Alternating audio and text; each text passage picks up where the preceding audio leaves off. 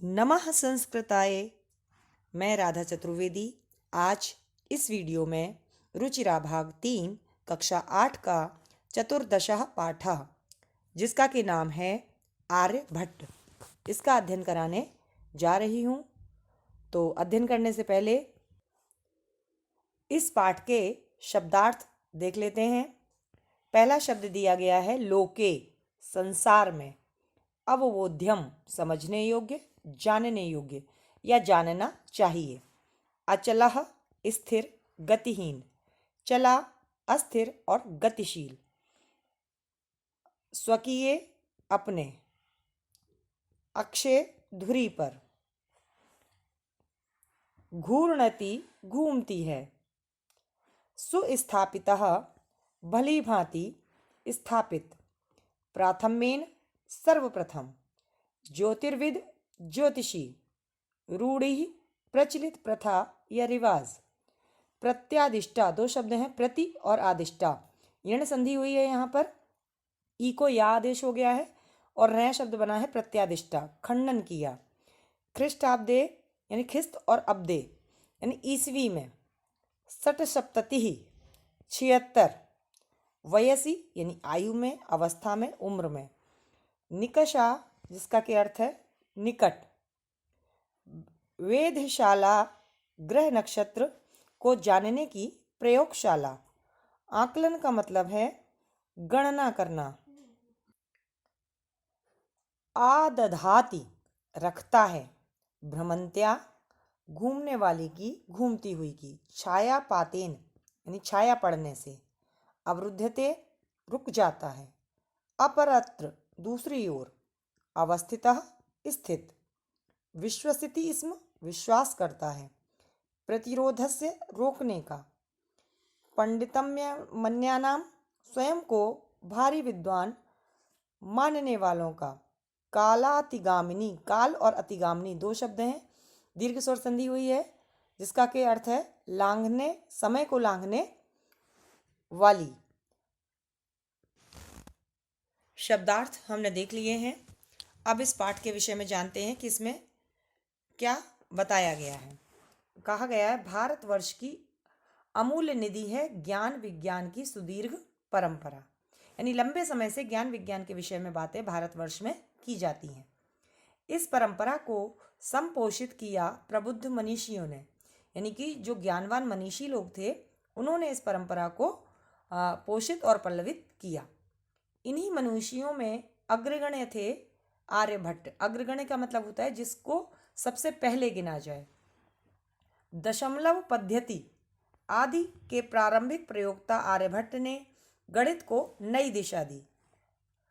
दशमलव का मतलब होता है दसवां भाग, लव का मतलब होता है हिस्सा। आप लोग अंग्रेजी में जानते होंगे कि लव का मतलब प्यार होता है, लेकिन लव का मतलब होता है एक हिस्सा या भाग।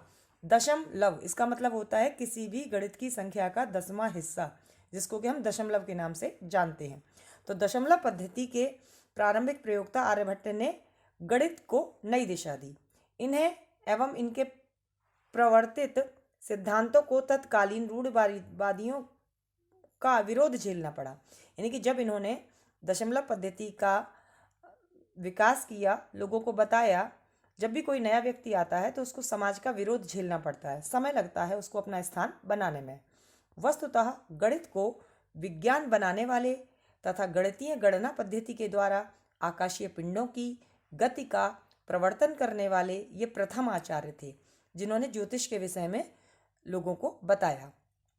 आचार्य आर्यभट्ट के इसी वैदुष्य का उद्घाटन प्रस्तुत पाठ में है। यानी कि आर्यभट्ट कितने अच्छे थे, क्या कार्य उन्होंने किए थे, वह सब हम इस पाठ में पढ़ेंगे। तो शुरू करते हैं अपना पाठ। लिखा हुआ है पूर्वश्याम, पूर्व दिशायाम उदेति सूर्यः पश्चिम दिशायाम च अस्तम गच्छति इति दृश्यते ही लोके। तो इसका अर्थ करेंगे लोके माने संसार में। इति माने ऐसा, दृश्यते माने देखा जाता है। क्या देखा जाता है कि संसार में सूर्य जो है, उदेति माने उगता है, कहाँ पर, पूर्व दिशायाम। सूर्य जो है वो पूर्व दिशा में उगता है। और च माने और पश्चिम दिशायाम अस्तम गच्छति, और पश्चिम दिशा में अस्त होता है। परम न अनेन अवबोध्यम अति यत सूर्यो गतिशील इति। करे परम माने किंतु, न अनेन मन इससे, यह अवबोध्यम यानी यह ज्ञान नहीं होता, यत कि सूर्य गतिशील है। इससे यह ज्ञान नहीं होता कि सूर्य गतिशील है। सूर्य अचलः पृथ्वी चला। करे सूर्य जो है वो अचल है, अपने स्थान पर निश्चित रहता है। च और पृथ्वी अचला, पृथ्वी चलती है। या स्वकीय अक्षे घूर्णति, वह अपने ही अक्ष पर घूमती रहती है। इति सांप्रतम सुस्थापितः सिद्धांतः, यही वर्तमान में, सांप्रतम का मतलब इस समय, स्थापित किया गया सिद्धांत है। सिद्धांतोयम प्राथम्येन एन प्रवर्तितः, इस सिद्धांत को जिसने सबसे पहले बताया था, सह आसीत, वह थे, महान गणितज्ञ ज्योतिर्विच आर्यभट्ट, वह महान गणितज्ञ और ज्योतिष शास्त्री यानी ज्योतिषी थे। कौन? आर्यभट्ट, जिन्होंने बताया था कि पृथ्वी चलती है और सूर्य एक जगह पर स्थिर रहता है।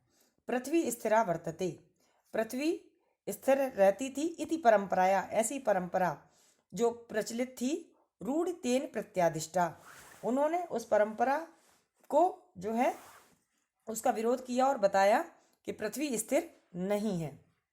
तेन उदाहरता, उनके इस उदाहरण से, यत गतिशीलाया नौकायाम उपविष्टा मानवः नौकाम स्थिराम अनुभवति, उन्होंने कहा, उनके उदाहरण से बताया गया कि गतिशीलायाम नौकायाम, कोई नाव है जो चल रही है, उसमें उपविष्टा माने बैठा हुआ मनुष्य, नौकाम स्थिराम अनुभवति, उसको लगता है कि हमारी जो नाव है वो एक जगह स्थिर है। अन्यांच पदार्थानाम गतिशीलान अवगच्छति, और अन्य दूसरे पदार्थों को वह चलायमान मानता है। एवमेव मन इसी प्रकार, गतिशीलायाम पृथिव्याम, यानी गतिशील पृथ्वी को, अवस्थितः मानवा, मनुष्य ने सोचा कि पृथ्वी स्थिराम अनुभवती, पृथ्वी एक जगह स्थिर है। सूर्य आदि ग्रहांच गतिशीलान वेत्ति, और वह सूर्य आदि ग्रहों को गतिशील जानता रहा। बच्चों, इस पाठ का जब भी आप अर्थ करें तो संदर्भ के साथ करें। संदर्भ इस तरीके से करना है। प्रस्तुत गद्यांश हमारी पाठ्य पुस्तक रुचिरा भाग 3 के आर्यभट्ट नामक पाठ से लिया गया है। इस गद्यांश की हिंदी अनुवाद इस तरीके से है कि संसार में यह दिखाई देता है कि क्षम्यताम, सूर्य पूर्व दिशा में उदय होता है और पश्चिम दिशा में अस्त होता है, परंतु इससे यह नहीं जाना जाता है कि सूर्य गतिशील है। सूर्य अचल है और पृथ्वी चलायमान है, जो अपनी धुरी पर घूमती है। यह इस समय भली भांति स्थापित सिद्धांत है। इस सिद्धांत को सर्वप्रथम जिसने प्रारंभ किया वह महान गणितज्ञ यानी गणित के ज्ञाता और ज्योतिषी आर्यभट्ट थे। पृथ्वी स्थिर है, परंपरा से चली आ रही इस प्रथा यानी धारणा का उन्होंने खंडन किया। धारणा, इधर पे आ की मात्रा और है, धारणा का खंडन किया। उन्होंने उदाहरण दिया कि चलती हुई नाव में बैठा हुआ मनुष्य नाव को रुकी हुई अनुभव करता है और दूसरे पदार्थ यानी वस्तुओं को गतिशील समझता है। इसी तरह की गति युक्त पृथ्वी पर स्थिर मनुष्य पृथ्वी को स्थिर अनुभव करता है और सूर्य आदि ग्रहों को गतिशील जानता है। अब हम दूसरा गद्यांश देखते हैं। 476 ख्रीस्ताब्दे षट्सप्ते अधिक चतुःशततमे वर्षे, चतुःशततमे यानी 1400 और षट सप्तति अधिक यानी 76, 476 ईस्वी में वर्ष में आर्यभट्ट जन्म लब्ध अवनति तेनेव विरचिते आर्यभट्टियम इत्यस्मिन् ग्रंथे उल्लिखितम। कह रहे हैं कि 476 ईस्वी में आर्यभट्ट ने जन्म लिया और उनकी जो रचना है आर्यभट्टियम, उस ग्रंथ में इन्होंने इस बात का उल्लेख किया। ग्रंथोयम तेन त्रयोविंशति शततमे, कह रहे यह ग्रंथ उनके द्वारा त्रयोविंशतितमे यानी 1300 नहीं, क्षम्यताम, त्रयोविंशतितमे का मतलब होता है, विंशति माने 20 और त्रयो माने 3, यानी कि 20 और 3 23। त्रयोविंशतितमे यानी 23वीं वर्ष के जब वो थे तब त्रयोविंशतितमे वयसि विरचिता, यानी जब उनकी अवस्था मात्र 23 वर्ष की थी तब उन्होंने आर्यभट्टियम ग्रंथ की रचना की थी। ऐतिहासिक स्रोत भी ज्ञायते, ऐतिहासिक यानी इतिहास के आधार पर भी पता चलता है यत् कि पाटलिपुत्र निक्षा आर्यभट्टस्य वेदशाला आसीत्। पाटलिपुत्र यानी पटना के पास में आर्यभट्ट की वेदशाला थी। अनेन इदम अनुमीयते, जिससे कि यह अनुमान लगाया जाता है कि तस्य कर्मभूमि पाटलिपुत्रम एव आसीत्, उनकी कर्मभूमि पाटलिपुत्र ही थी। इसका सरल अर्थ इस तरीके से है कि सन 476वीं ईस्वी वर्ष में आर्यभट्ट ने जन्म लिया। यह उन्होंने अपने द्वारा ही लिखे हुए जो ग्रंथ था आर्यभट्टियम नामक ग्रंथ में इसका उल्लेख किया। यह ग्रंथ उन्होंने 23वें वर्ष की आयु में रचा था। ऐतिहासिक स्रोतों से जाना जाता है या पता चलता है कि पाटलिपुत्र पटना के निकट आर्यभट्ट के नक्षत्रों को जानने की प्रयोगशाला थी। इससे यह अनुमान किया जाता है कि उनका क्षेत्र पाटलिपुत्र के पास अर्थात पटना में ही था। इसके आगे गद्यांश में लिखा हुआ है, आर्यभट्टस्य योगदानम गणित ज्योतिषाम संबद्ध वर्तते, यानी आर्यभट्ट का जो योगदान है वह गणित और ज्योतिष से संबंधित है। यत्र माने जहाँ, संख्या नाम आकलन महत्वम आदधाति, जहाँ पर संख्याओं का आकलन किया जाता है उसके विषय में जाना जाता है। आर्यभट्ट फलित ज्योतिष शास्त्रे न विश्वसति स्म, यानी आर्यभट्ट जो थे वो पहले से बताए गए ज्योतिष शास्त्र में विश्वास नहीं करते थे। गणितीय पद्धत्या कृतम आकलनम आधृत्य एव तेन प्रतिपादितम, उन्होंने कहा गणितीय पद्धति से उन्होंने जो आकलन किया उस आकलन के आधार पर ही तेन प्रतिपादितम, उन्होंने यह प्रतिपादित किया कि ग्रहणे राहु केतु नामना दानवो नास्ति कारणम। उन्होंने कहा, जैसे लोग कह देते थे कि सूर्य ग्रहण है या चंद्र ग्रहण है, इसके पीछे कारण उन्होंने कहते थे राहु और केतु हैं, तो उन्होंने कहा राहु और केतु इसका कोई कारण नहीं है। तत्र तु सूर्य चंद्र पृथ्वी इति त्रीण एव कारणानि, उन्होंने कहा कि सूर्य ग्रहण और चंद्र ग्रहण के पीछे केवल 3 ही कारण है। ये आप देख रहे होंगे यहाँ पर, ये सूर्य चंद्र पृथ्वी ये सब चीज़ें यहाँ पर दिखाई दे रही हैं। तीन लोग हैं और यही कारण किसके बनते हैं, ये कारण बनते हैं सूर्य ग्रहण के और चंद्र ग्रहण के। अब देखिएगा कैसे उन्होंने कहा, सूर्य परितः भ्रमंत्या, सूर्य परितः यानी सूर्य के चारों ओर, भ्रमंत्या माने घूमती हुई पृथ्वी, चंद्रस्य परिक्रमा पथेन संयोगात ग्रहणम भवति। उन्होंने कहा कि सूर्य और पृथ्वी जो है, जब पृथ्वी सूर्य के चक्कर लगाती है, परिक्रमा करती है, उसी बीच में जब संयोग बनता है कि जब ये तीनों एक सीध में आ जाते हैं, आप देख रहे होंगे तीनों सूर्य चंद्र पृथ्वी एक सीध में आ जाते, तभी ये घटनाएं घटित होती हैं। किसकी, सूर्य ग्रहण और चंद्र ग्रहण की। आगे उन्होंने कहा, यदा यानी जब पृथ्वी की छाया पातेन, यानी जब पृथ्वी की छाया पड़ने से चंद्रमा का प्रकाश अवरुद्धते, चंद्रमा का प्रकाश रुक जाता है, तदा चंद्र ग्रहणम भवति, तब क्या होता है, चंद्र ग्रहण होता है। यानी कि सूरज ये है और पृथ्वी इसकी ऐसे ऐसे परिक्रमा लगा रही होती है, इसी परिक्रमा लगाने के बीच में जब ये आ जाती है चंद्रमा के पास और चंद्रमा की छाया जो है वो पृथ्वी पर नहीं पड़ती, तब क्या होता है, चंद्र ग्रहण होता है। तथैव माने वैसे ही पृथ्वी सूर्य मध्य, जब पृथ्वी सूर्य के बीच में समागत्य से यानी आए हुए चंद्र के ऊपर छाया पाते, छाया पड़ने से सूर्य ग्रहणम दृश्यते, सूर्य ग्रहण दिखाई देता है। इसका सरल अर्थ इस प्रकार से है, आर्यभट्ट का योगदान या सहयोग गणित ज्योतिष से संबंध रखता है, जहाँ संख्याओं की गणना महत्व रखती है। आर्यभट्ट फलित ज्योतिष शास्त्र में विश्वास नहीं करते थे। गणित शास्त्र की पद्धति से किए गए आकलन का मतलब गणना पर आधारित आ की मात्रा और आधारित करके ही उन्होंने कहा था, प्रतिपादित किया था कि ग्रहण लगने में राहु और केतु नामक राक्षस कारण नहीं है। वहां पर सूर्य, चंद्रमा, पृथ्वी ये तीनों ही कारण है किसके, सूर्य ग्रहण के। सूर्य के चारों ओर घूमती हुई पृथ्वी का चंद्रमा के घूमने के मार्ग के संयोग के कारण ग्रहण होता है। जब पृथ्वी की छाया पड़ने से चंद्रमा का प्रकाश रुक जाता है, तब क्या होता है, चंद्र ग्रहण होता है। उसी प्रकार वैसे ही पृथ्वी और सूर्य के बीच में आए हुए चंद्रमा की परछाई पड़ने से सूर्य का प्रकाश जब नहीं पड़ सूर्य ग्रहण दिखाई पड़ता है या दिखाई देता है। ये उन्होंने कारण बताया आर्यभट्ट ने सूर्य ग्रहण और चंद्र ग्रहण का, और पुरानी मान्यताओं का खंडन किया। इस पाठ का अंतिम गद्यांश इस प्रकार है। समाजे नूतनानां विचाराणां स्वीकरणे प्रायः सामान्य जना काठिन्यम अनुभवति। समाज में नई विचारधारा को स्वीकार करने में प्रायः माने अधिकतर सामान्य लोग कठिनता का अनुभव करते हैं। भारतीय ज्योतिष शास्त्रे तथैव आर्यभट्टस्यापि विरोधः अभवत्। उसी प्रकार से कहते हैं कि भारतीय ज्योतिष शास्त्र में भी ठीक वैसे ही आर्यभट्ट का भी विरोध हुआ। किस प्रकार से?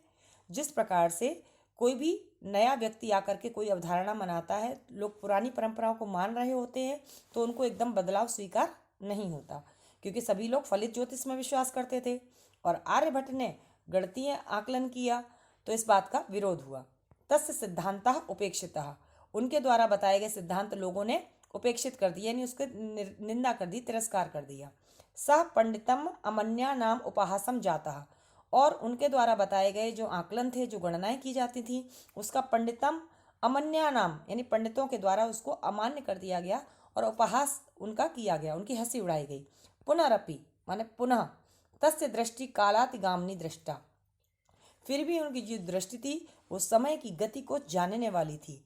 आधुनिक ही वैज्ञानिक ही, जो आधुनिक वैज्ञानिक हैं, उन्होंने तस्मिन तस्य च सिद्धांते, आधुनिक वैज्ञानिकों ने और उनके सिद्धांतों के प्रति समादार प्रकटितः, आदर प्रकट किया। जो नए वैज्ञानिक हुए उन्होंने कहा कि जो आर्यभट्ट जी थे उनका आकलन जो गणितीय था वो बिल्कुल सही था। अस्मादेव कारणात्, इसी कारण से अस्माकं प्रथम उपग्रह से नाम आर्यभट्ट इति कृतम, यानी इसीलिए जो हमारा प्रथम उपग्रह है उसका नाम आर्यभट्ट रखा गया। वस्तुतः माने वास्तव में भारतीय गणित परंपरा के और विज्ञान परंपरा के असौ एकः शिखर पुरुषः आसीत्। यह एक शिखर पुरुष थे। इसका हिंदी अनुवाद इस तरीके से है। समाज में नए विचारों को स्वीकार करने या मानने में अधिकतर सामान्य लोग कठिनाई का अनुभव करते हैं। भारतीय ज्योतिष शास्त्र में वैसे ही आर्यभट्ट का भी विरोध हुआ। उनके सिद्धांत अनसुने कर दिए गए, यानी अमान्य कर दिए गए। किसके द्वारा? पंडितों के द्वारा। वह स्वयं को भारी विद्वान मानने वालों की हंसी का पात्र बन गए, यानी जिनको लगता था कि मैं सही हूँ, पुरानी फलित ज्योतिष की विद्या थी, वो उनके द्वारा हंसी के पात्र बन गए। कौन? आर्यभट्ट जी। किंतु आधुनिक वैज्ञानिकों ने उनमें और उनके सिद्धांतों में आदर और विश्वास प्रकट किया। इसी कारण से हमारे प्रथम उपग्रह का नाम आर्यभट्ट रखा गया। वास्तव में भारत की गणित परंपरा के और विज्ञान की परंपरा के वह एक शिखर पुरुष थे। शिखर पुरुष मतलब सबसे ऊंचे स्थान पर रहने वाले व्यक्ति थे। तो ये हमने इस पाठ का पूरा अर्थ समझा। अब हम इस पाठ का अभ्यास कार्य देखते हैं। पहला जो प्रश्न है, एक पदेन उत्तरत। सूर्यः कस्यां दिशायां उदेति। सूर्य किस दिशा में उगता है? इसका उत्तर है पूर्व दिशायां, पूर्व दिशा में। अगला प्रश्न है, आर्यभट्टस्य वेधशाला कुत्र आसीत्। आर्यभट्ट की वेधशाला कहाँ थी? तो वो पाटलिपुत्र के पास में थी, पाटलिपुत्रम निकषा। महान गणितज्ञः ज्योतिर्विच्य कः आसीत्। महान गणितज्ञ और ज्योतिषी कौन थे? ज्योतिषशास्त्री वह थे आर्यभट्टः। आर्यभट्टेन कः ग्रंथः रचितः। आर्यभट्ट ने किस ग्रंथ की रचना की? उनके ग्रंथ का नाम था आर्यभट्टीयम। अगला प्रश्न है, अस्माकं प्रथम उपग्रह से नाम किम अस्ति। हमारे देश के प्रथम उपग्रह का नाम क्या है? उसका जवाब है आर्यभट्टम। अब हम अगला प्रश्न देखते हैं। अगला प्रश्न क्या है? पूर्ण वाक्येन उत्तरत। पूर्ण वाक्य में उत्तर देने हैं। पहला प्रश्न है, कः स्वस्थापितः सिद्धांतः। ऐसा कौन सा सिद्धांत है कि जो अच्छी प्रकार से स्थापित किया गया है? इस प्रश्न का उत्तर है, सूर्यो अचलः पृथ्वी च चला या स्वकीय अक्षे घूर्णति इति सांप्रतम स्वस्थापितः सिद्धांतः। स्वस्थापित सिद्धांत क्या है? कि सूर्य अचल है और पृथ्वी चलायमान है। पृथ्वी जो है जो अपनी ही धुरी पर घूमती है, ऐसा सुस्थापित सिद्धांत है। अगला प्रश्न देखते हैं। अगला प्रश्न क्या है? चंद्र ग्रहणम कथम भवति। चंद्र ग्रहण कब होता है, कैसे होता है? इसका उत्तर है यदा पृथिव्याः छायापातेन चंद्रस्य प्रकाशः अवरुध्यते तथा चंद्रग्रहणम भवति। यानी जब पृथ्वी की छाया पड़ने से चंद्रमा का प्रकाश रुक जाता है, तब चंद्र ग्रहण होता है। अगला प्रश्न है सूर्य ग्रहणम कथम दृश्यते। सूर्य ग्रहण कैसे देखा जाता है या कैसा दिखाई देता है? इसका उत्तर है पृथ्वी सूर्यो मध्ये समागतस्य चंद्रस्य छायापातेन सूर्यग्रहणम दृश्यते। क्या कहा गया कि पृथ्वी सूर्य के मध्य समागत्य माने आकर के चंद्रमा की छाया पड़ने से सूर्य ग्रहण होता है या दिखाई देता है। अगला प्रश्न क्या है? अगला प्रश्न देखते हैं। आर्यभट्टस्य विरोधः किमर्थम अभवत्। आर्यभट्ट का विरोध किस लिए हुआ? इस प्रश्न का उत्तर है समाजे नूतनानां विचाराणां स्वीकरणे। समाज में नए विचारों को स्वीकार करने में प्रायः माने अक्सर सामान्य जनः सामान्य लोग काठिन्यम अनुभवन्ति, कठिनाई का अनुभव करते हैं। अस्मादेव कारणात्, इसी कारण से आर्यभट्टस्य विरोधः अभवत्। इसी कारण से आर्यभट्ट का विरोध हुआ। जो उन्होंने पुराने फलित ज्योतिष था उसका विरोध करके गणितीय पद्धति रखी, इसलिए लोगों ने उनका विरोध किया। अगला प्रश्न देखते हैं। प्रथमोपग्रहस्य नाम आर्यभट्ट इति कथम कृतम। यानी पहले उपग्रह का नाम आर्यभट्ट ऐसा कैसे रखा गया या ऐसा कैसे हुआ? इस प्रश्न का उत्तर है आधुनिकै वैज्ञानिकैः तस्मिन् तस्य च सिद्धान्ते समादरः प्रकटितः। आधुनिक वैज्ञानिकों ने आर्यभट्ट और उनके सिद्धांत के प्रति आदर प्रकट किया।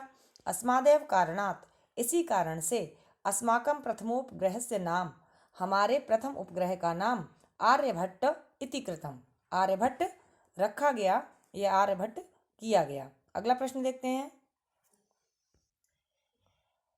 रेखांकित पदानि आधृत्य प्रश्न निर्माणम कुरुत। रेखांकित पदों को आधार बना करके प्रश्न निर्माण करना है। पहला है सूर्य पश्चिमायाम दिशायाम अस्तम गच्छति। सूर्य पश्चिम दिशा में अस्त होता है। अब इसका जो प्रश्न बनेगा, जो रेखांकित अंश है पश्चिमायाम, इसकी जगह पर क्या लिखना है जिससे कि हमारा ये वाक्य प्रश्न निर्माण में बदल जाए, प्रश्न बन जाए। इस प्रश्न का निर्माण इस प्रकार से होगा, सूर्यः कस्याम दिशायाम अस्तम गच्छति। अगला प्रश्न क्या है ये देखते हैं। पृथ्वी स्थिरा वर्तते इति परंपरया प्रचलिता रूढ़ि। तो परंपराया की जगह हमें क्या शब्द लिखना है जिससे कि हमारा प्रश्न निर्माण हो जाए। यानी पृथ्वी स्थिर है, यह कि परंपराया प्रचलिता, परंपरा से प्रचलित रूढ़ी थी। इस का प्रश्न निर्माण इस तरीके से होगा, परंपराया की जगह कया हो जाएगा, ये आखिरी मात्रा जो है वो नहीं आएगी, सही होगा कया, है ना। तो इस तरीके से वाक्य बनेगा, पृथ्वी स्थिरा वर्तते इति कया प्रचलिता रूढ़ी, है ना। अगला प्रश्न बनेगा हमारा, अगला प्रश्न क्या होगा ये देखते हैं। आर्यभट्टस्य योगदानम गणित ज्योतिष संबद्धम वर्तते। यानी आर्यभट्ट का जो योगदान है वो गणित ज्योतिष से संबद्ध है। अब हमें इसका प्रश्न बनाना है, तो प्रश्न इस प्रकार से बनाएंगे। आर्यभट्टस्य योगदानम केन संबद्धम वर्तते। आर्यभट्ट का योगदान किससे संबद्ध है? केन माने किससे संबद्ध है। अगला जो प्रश्न है वो देखते हैं। अगला प्रश्न क्या है? अगला प्रश्न है, समाजे नूतन विचाराणां स्वीकरणे प्रायः सामान्यजनाः काठिन्यम अनुभवन्ति। समाज में नए विचारों को स्वीकार करने में प्रायः सामान्य लोग कठिनता का अनुभव करते हैं। अब हम प्रश्न बनाएंगे, तो प्रश्न इस प्रकार से बनेगा, समाजे नूतन विचाराणां स्वीकरणे प्रायः के काठिन्यम अनुभवन्ति। कौन कठिनता का अनुभव करते थे? उत्तर क्या आया था? सामान्य जना, सामान्य लोग कठिनता का अनुभव करते हैं। अगला प्रश्न है, पृथ्वी सूर्ययोः मध्ये चंद्रस्य छायापातेन सूर्यग्रहणं भवति। पृथ्वी सूर्य के मध्य में चंद्रमा की छाया पड़ने से सूर्य ग्रहण होता है। अब प्रश्न ये बनेगा कि किसके बीच में आ जाने से सूर्य ग्रहण होता है? तो इसको प्रश्न निर्माण हम इस प्रकार से करेंगे, कयोः मध्ये चंद्रस्य छायापातेन सूर्यग्रहणं भवति। किन दोनों के मध्य चंद्रमा की छाया पड़ने से सूर्य ग्रहण होता है। तो ये प्रश्न निर्माण पूरा हुआ। अगला प्रश्न देखते हैं क्या है। अगला प्रश्न है, मंजूषातः पदानि चित्वा रिक्त स्थानानि पूरयत। मंजूषा ये जो दी गई है, इससे शब्दों को चुन करके हमें प्रश्न निर्माण करना है। देखिएगा, लिखा है सूर्य पूर्व दिशायाम उदेति। सूर्य पूर्व दिशा में उगता है। पश्चिम दिशायाम च अस्तम गच्छति। अगला है, सूर्यः अचलः। सूर्य अचल है। पृथ्वी च चला, पृथ्वी चलायमान है। पृथ्वी स्वकीय अक्षे घूर्णति। पृथ्वी अपनी धुरी पर घूमती है। यदा पृथिव्या छायापातेन चंद्रस्य प्रकाशः अवरुध्यते। जब पृथ्वी की छाया पड़ने से चंद्रमा का प्रकाश रुक जाता है, तदा चंद्रग्रहणम भवति। तब चंद्रग्रहण होता है। अगला है, नौकायाम उपविष्टः मानवः। नाव में बैठा हुआ मनुष्य नौकाम यानी नाव को स्थिराम अनुभवति। ठहरी हुई अनुभव करता है, रुकी हुई मानता है। अगला प्रश्न देखते हैं, लिखा हुआ है संधि विच्छेदम कुरुत। संधि विच्छेद करना है। यहाँ कई सारे शब्द मिले हुए हैं। देखिए, ग्रंथो अयम, इसका होगा ग्रंथः अयम। संधि में ग्रंथ का जो विसर्ग है, विसर्ग का सा होगा, फिर ऊ की मात्रा होगी और फिर जाके ग्रंथोयम बनेगी, पूर्व रूप संधि बन जाएगी। फिर है सूर्याचलः। दो शब्द हैं यहाँ, सूर्य और अचलः। यहाँ पे विसर्ग और आएगी, सूर्य अचलः, है ना। अचलः के बाद विसर्ग आएगी। फिर है तथैव, तथा धन एव, तथैव वृद्धि संधि हुई है। कालातिगामनी, काल और अतिगामनी, आ और आ का मिलने से यहाँ पर कौन सी संधि हुई है? वृद्धि संधि हुई है। फिर प्रथम उपग्रह से, प्रथम और उपग्रह, आ और ऊ मिलने से ओ की मात्रा यहाँ पर लगी है, तो इसके कारण यहाँ पर गुण संधि हुई है। प्रथमोपग्रह से शब्द हमारा बना है। अगला प्रश्न देखते हैं। अगला प्रश्न क्या है, अधोलिखित पदानाम विपरीतार्थक पदानि लिखत। नीचे लिखे हुए जो पद हैं उनके विलोम शब्द लिखने हैं।